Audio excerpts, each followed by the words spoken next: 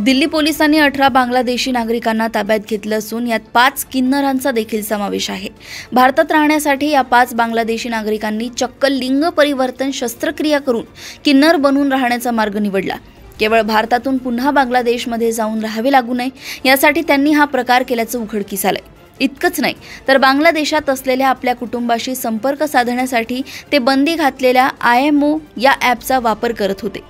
पोलिसांनी या लोकांकडून 7 फोन जप्त केले आहेत। दिल्लीच्या अशोक विहार परिसरात पोलिसांनी ही कारवाई केली आहे। बेकायदेशीररित्या भारतात राहणाऱ्या बांगलादेशी नागरिकांना मोहीम सुरू असताना पोलिसांनी या भागात काही बांगलादेशी नागरिक लपून राहत असल्याची माहिती मिळाली।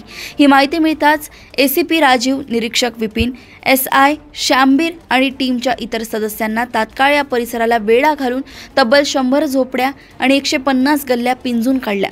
तपासात पोलिसांनी 5 तृतीयपंथींना देखील पकडले। हे लोक रेड लाईट एरिया आणि इतर भागांमध्ये लोकांकडून पैसे मागण्याचे काम करत होते। चौकशी दरम्यान त्यांनी बांगलादेशी नागरिक असल्याची कबुली दिली आणि ओळख लपवून भारतात राहण्यासाठी काही हार्मोनल उपचार आणि किरकोळ शस्त्रक्रिया केल्याचं सांगितलं। या सगळ्यांना आता पोलिसांनी ताब्यात घेतलं असून त्यांची चौकशी सुरू आहे।